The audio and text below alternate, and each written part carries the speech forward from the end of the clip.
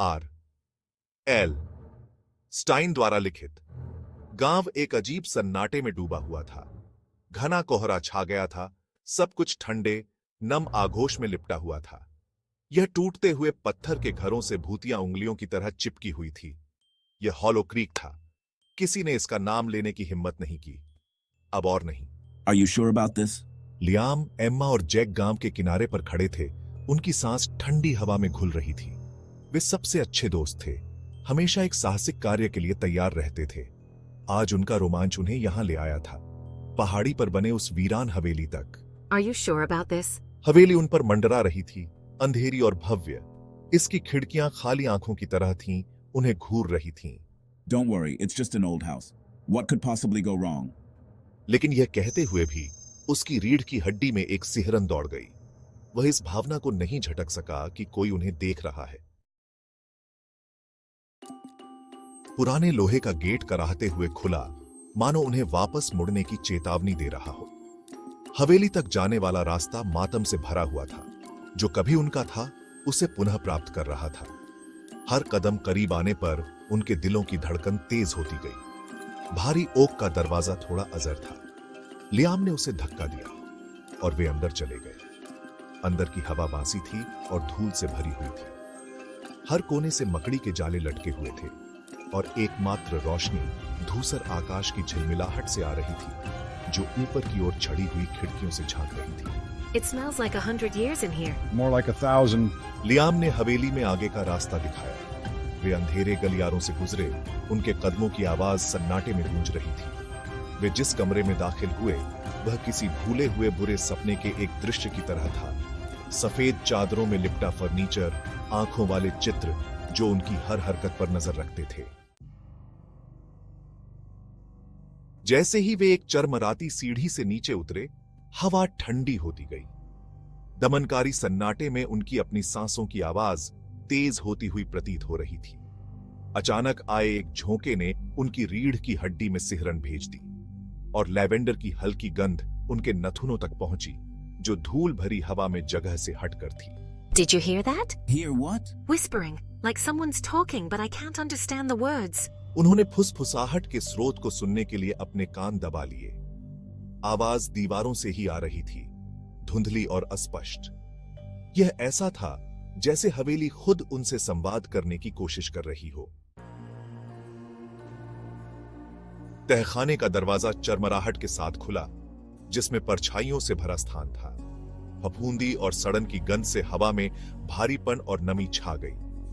जैसे ही उनकी आंखें अंधेरे में समायोजित हुईं, उन्होंने भूली हुई वस्तुओं की आकृतियों को पहचाना। धूल भरी चादरों में लिपटा फर्नीचर, मकड़ी के जाले से ढके बक्से ऊंचे ढेर। This place gives me the creeps. Jack बुदबुदाया। कमरे के चारों ओर अपनी टॉर्च चमका रहा था। बीम ने एक कोने में रखी एक विशाल लोहे की छाती को रोशन किया। यह अलंकृत रूप से उकेरा गया था। इसकी सतह ठंडी और नम थी। सांस रोककर उन्होंने भारी सीने को खोला।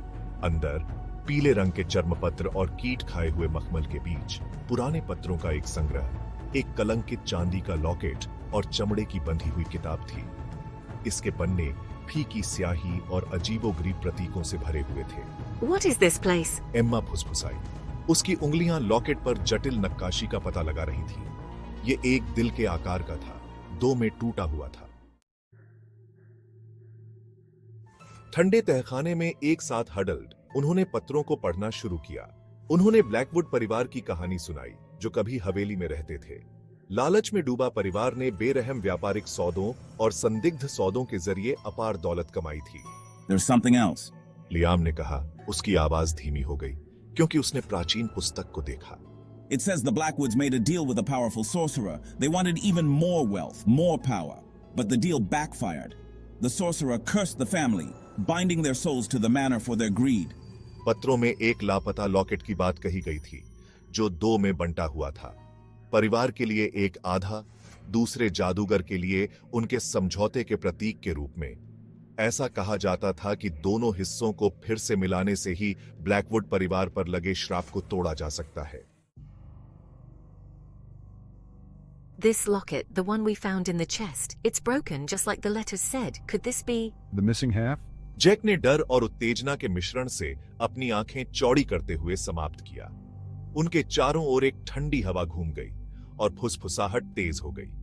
तहखाने में छायाएं गहरी होती हुई प्रतीत हो रही थीं, उन पर दबाव डाल रही थीं। हवेली खुद जीवित महसूस हुई, एक अजीब सी ऊर्जा के साथ धड़क रही थी। लियाम ने एक झटके से किताब बंद कर दी। We need to get out of here. This place, it's not right. वे पत्र और लॉकेट इकट्ठा करते हुए अपने पैरों पर चढ़ गए। जैसे ही उन्होंने किया, एक बेहोश शोकाकुल चीख तहखाने से गूंज उठी।